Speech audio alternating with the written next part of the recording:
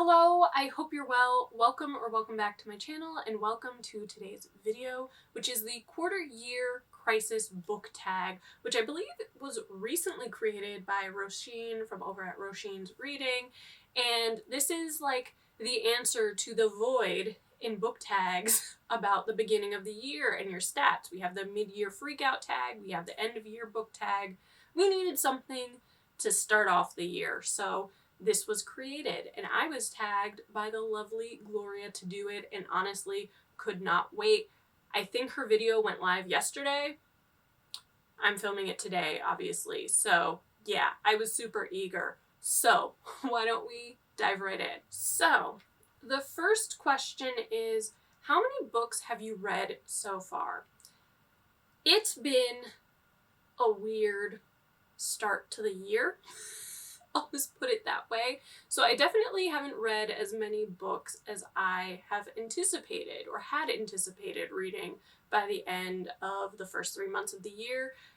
As I'm filming, I've read a total of 16 books, and I anticipate that by the very end of March, I'll have another probably 3 or 4 read, so I should be around 20 for the quarter if all goes according to plan and I do get to the 2 book club books I need to read, in addition to other books that I am just honestly very, very excited about. So we'll see. But I do think it's been weird as far as a start to the year because life. Like, there's just been a lot of personal stuff going on with house hunting and work and all of that stuff, but then also obviously the war in Ukraine and everything that's just in the news and deeply upsetting. So I haven't necessarily been reading as frequently as I normally do. Like, I haven't been listening to audiobooks during work because I've been listening to like news podcasts and political podcasts to see what the heck is going on instead. And some mornings I'm just so drained that all I want to do is watch like cozy TV shows like Father Brown or Vera. I don't know why murder mysteries are cozy for me, but they are. So yeah, I've read a total of 16 books. I actually finished 2 books today and started another 2. So I feel like I've gotten my like reading mojo back, but still, it was a bit of a slow start for the beginning of 2022. Or at least for me. 16 books is still a decent number of books. So yeah. So the next question is, have you already found a book you think might be a 2022 favorite? And yes, I do actually. I've read 3 5-star books so far. One of them was a reread, a book that I read in 2020, Passing. I have a whole video talking about that book, so I'll link it for you if you are interested. But the 2 books that are 5 stars that I think are in contention to be favorite books are Moon Tiger by Penelope Lively, which that book, I'm kind of beating myself up at having let that book sit on my shelf for a year before I read it, because I absolutely loved it. It's one of those books that I feel like has potential to be a favorite book of all time sort of book. Like, it's one that made me want to read more books by that author. It's a book that I'm already very, very excited about the prospect of rereading. It was just everything I could have wanted and more. The premise of the book is that this woman is on her deathbed and she decides to write the history of the world, but through the lens of her own life. So you already know from the start that she has a bit of an ego, but this book is her weaving a collection of memories and exploring the relationship with certain figures in her life. Her brother, who she has this like incestuous kind of connection with. Like, they're also rivals a lot of the time. The relationship with her daughter's father and the relationship with the man that she loved that ends up dying in World War II. And it was just so fascinating. I mean, this is one of these books that the writing is just so impeccably sharp. The character of Claudia was just so rich, so large, like her personality just leapt off the page at you. She was funny, she was sarcastic, she was smart. It was just amazing. I thoroughly enjoyed it. So that's definitely a book that's going to make its way into my Q1 bracket when I do film that sometime in April. It's coming, guys. There won't be that many books to talk about unless some of the 3 or 4 books that I'm trying to read in the next couple of weeks are 5 stars, but it was really, really great. And the other 5-star book was Regeneration by Pat Barker. I talk about Pat Barker on this channel all the time. I've come to expect phenomenal writing from her, but Regeneration is the first book in a World War I trilogy, and it's about the mental toll, the psychological toll of war on men, and kind of raising those questions, because most of the characters are men who were on the front and they are suffering from PTSD, or shell shock as it was known, and they've been sent to a military hospital where a psychiatrist's job is to basically make sure they're fit and able to go back into the trenches. And it raises a lot of moral and ethical questions about whether they should be sent back and whether you should be sending young men into this war in the first place. It is so fascinating. The writing is, as I said, impeccable. There are some lines in that book that are just absolutely phenomenal, and your heart just bleeds for all of these men in this war. So I am really looking forward to reading the other 2 books in the trilogy. But those were the 2 books so far that I am obsessed with from my Q1 reading. So yeah, I do think they're good contenders for favorite books of 2022.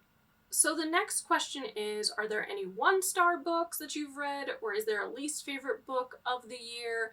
So, I don't know if I'd ever be able to give a book a 1-star, just because if it were that awful a reading experience or that problematic, I don't think I would finish it. It would be a DNF for me, and I don't rate books that I DNF, I just DNF them. So I don't have any 1-star books, but I would say that probably my least favorite book so far this year was Somebody's Daughter by Ashley C. Ford. And that's not to say that it's not necessarily a good book. It's a memoir. I greatly respect people who make themselves so vulnerable and share traumatic experiences in their life, but I just think that my expectations of the book were drastically different based on what the book was actually about. Ashley C. Ford is a young Black woman who's living in difficult socioeconomic conditions, and her father is in prison. He's incarcerated, and he's in prison for basically her entire childhood, adolescence, and so forth. The book starts with her being a young woman. She's fully grown, and she finds out from her mother that her father is being released. When I picked up the book, I thought it was really going to be about the impact that her father's absence had on her, their relationship, or lack thereof. It really felt like the book was more about her relationship with her mother, which at times was very difficult. It was also about her relationship with her grandmother and her trying to kind of grow up and everything that she is subjected to with racism and sexual assault and coping with that and poverty. And it just didn't end up being what I anticipated. This was also a book that a lot of it is from the perspective of a child narrator, and so the point of view is very limited, and the child narrator thing does not work for me. There was another book I read in the last few months, Small Country, that had a similar child narrator approach, and it also just didn't work for me. So honestly, I think the buzz around this book just made me think it was one thing, and it was something entirely different. So it was a bit of a disappointing read for me. The next question is most read genre so far, and the answer, surprisingly, is in historical fiction. 9 times out of 10, that is my most read genre in any given month, any given quarter or year.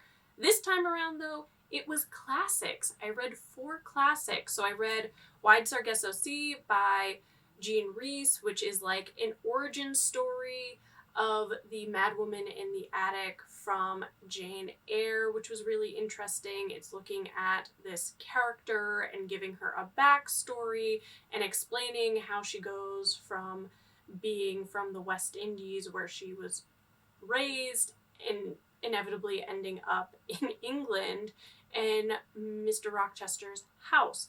So it was really interesting. Very, very short book, but very, very good. I think I gave it 4 or 4.5 stars, so I really enjoyed it. And it also made me want to pick up and reread Jane Eyre for like the umpteenth time.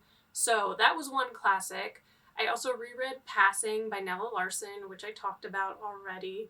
It is one of my favorite books of all time. I absolutely love it. And then the other one that I read was Brown Girl, Brown Stones by Polly Marshall. And this was a book that was written, I want to say, in the 1950s or 60s, and it's about the Great Depression era and World War II in Brooklyn.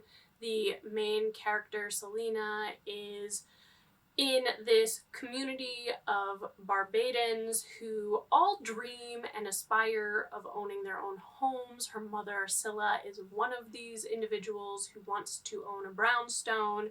Her father is like the exception to the rule. He does not. He actually wants to go back to the island, and it's this beautiful story that's coming of age, is very much about the familial relationships, but specifically that of Selena and her mother, and sort of this young girl trying to come into her own and understand her identity when it comes to race and sexuality and where she belongs in the grand scheme of things. And I really enjoyed it. That was another book that I think I gave 4 or 4.5 stars. And then the other classic that I read, literally just finished it, was Agnes Gray by Anne Bronte, which is a Victorian novel.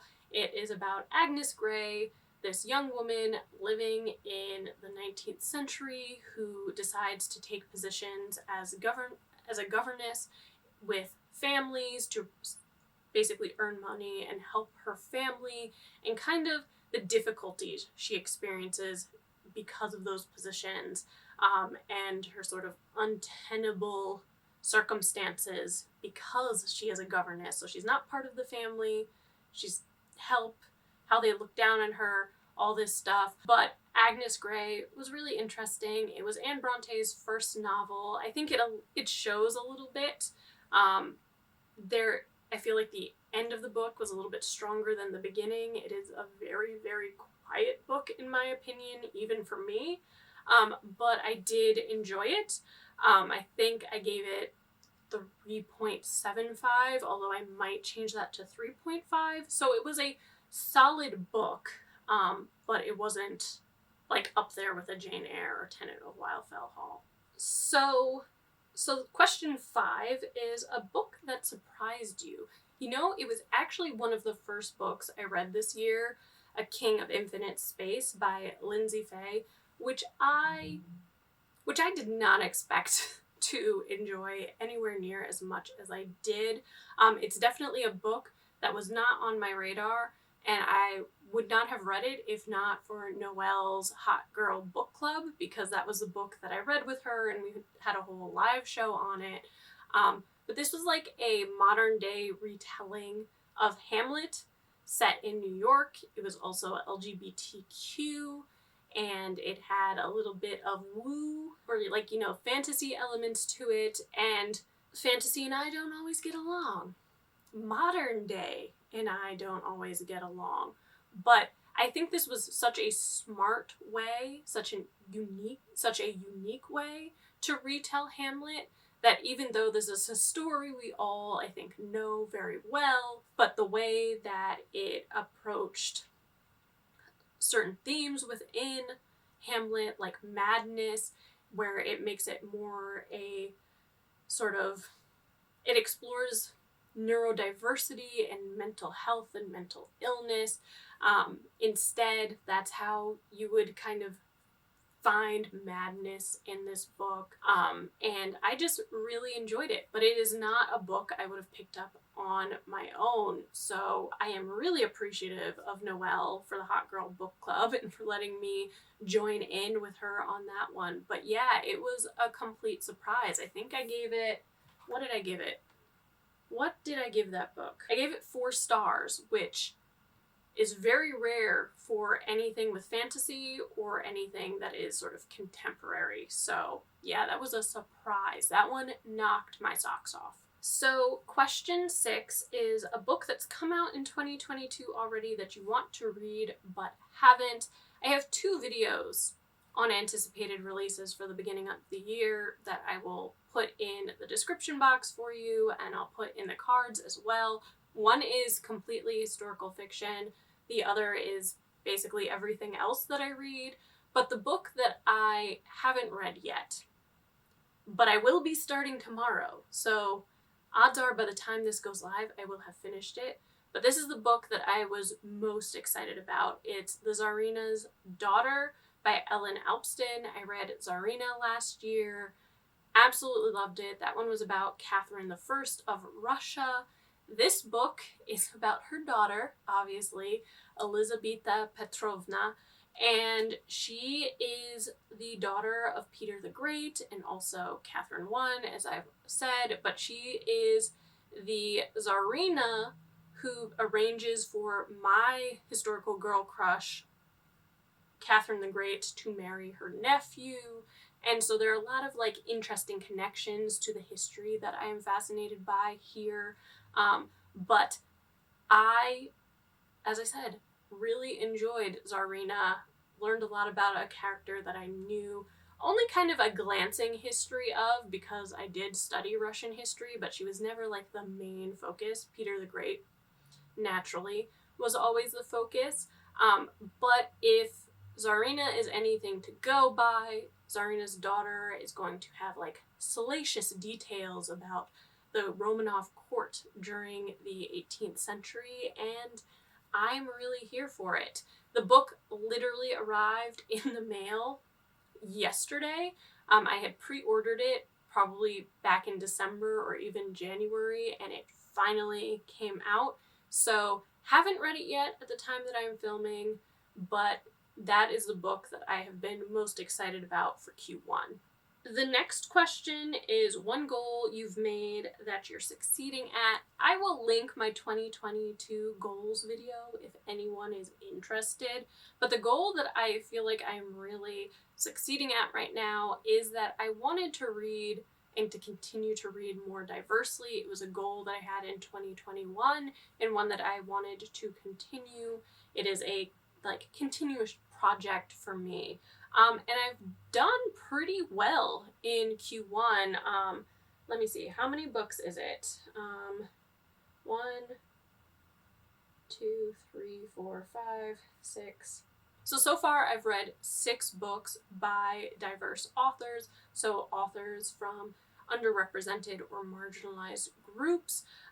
And by the end of Q1, because I do have another book for the Found in Translation Book Club, Strange Beasts of China by Yang Ji, which I need to read, that will be 7. And considering that I've currently read 16 books and 6 of them are diverse, I feel like that's doing decently. So I feel like I'm on a good trajectory with that one. I just need to kind of keep the momentum going. But the other question is, one goal you made that you need to focus on. Well, we're just we're just gonna call myself out on this one. So one of my other goals was to read 30% nonfiction in 2022, which was also my goal in 2021. I didn't quite make it. I was like at 20, like low 20 something percent. Yeah, I'm not doing too hot in Q1, truth be told. I'm looking at my list of books right now, and I've read two of 16, but I think I've just been skewing more on the like fiction side of things recently because it's a little bit of escapism. There's a lot going on in the world, and so it's kind of nice to just escape into fiction and deal with like people who aren't real people, or read about like actual world events that have shaped history. So yeah, that is one that I'm definitely going to need to kind of redirect some of my energy and hopefully catch up on it. We'll see, but that's the goal that I think I'm doing the worst with right now. And then question 9 is new to you booktubers, bookstagrammers, booktalkers for 2022 that you would recommend. So the first one that I want to talk about is Alana Estelle. And I discovered Alana because of her Bookstagram. Like, I'm not super active on Bookstagram. I follow people, but I don't generally post all that often. When life isn't chaotic, I try to post in stories, but I'm a little infrequent there. But Alana Estelle has this stunning, like, minimalist feed, just beautiful, beautiful photography, and she writes these really lengthy, detailed reviews on Instagram. And recently she started her own booktube channel where she's been doing a lot of like one book reviews, and they're just so in-depth and just like pleasurable to listen to. The way she talks, it's just really, really soothing. So I've been really enjoying her videos. So if you're not subscribed to her channel, I would check it out. I'll put the link obviously in the description box for you. Another new to me booktuber who I believe has been around for a while is Grace from over at GK Reads. I just enjoy listening to her talk, to be quite honest. She's from the UK. She has a wonderful accent.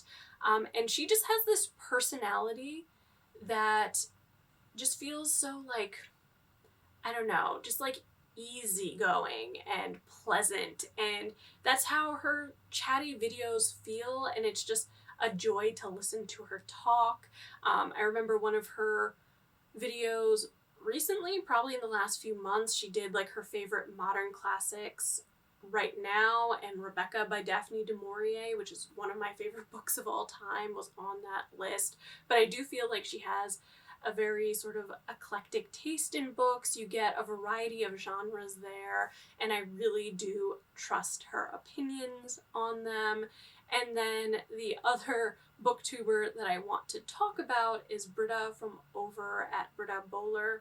And I discovered Britta, I want to say the end of 2021, and I just find the way that she talks about books really, really engaging. And she has these wonderful series, tops and flops, that I really enjoy, and also author spotlights. And she was actually the reason that I started trying to figure out how I could do my own sort of take on author spotlights. But yeah, just really interesting content over there, and just a lovely person from what I can see.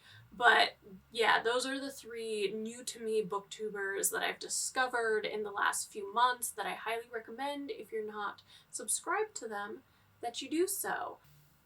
So now is the time that I tag people. And I never planned this out. I should really plan this out. I think I'm going to tag Olive over at a book Olive, Noelle over at Noelle 7 Pages, because I don't think I ever miss an opportunity to tag Noelle, so we're gonna stick with consistency here. And also Charlotte from over at Coney Reads, just because I would love to see their answers to this. But if there's anyone else out there that wants to do this tag, say that I tagged you. But yeah, those are my answers and my tags, and I hope you enjoyed them. Whether you do this tag on your channel or not, I would love to know your answers to some of these questions, so leave them in the comment section. But thank you so much for watching this video. I hope you enjoyed it, and if you did, be sure to subscribe, give this video a like, and comment, because all those things help this little channel grow, and they mean the world to me. Alright everyone, see you later. Bye!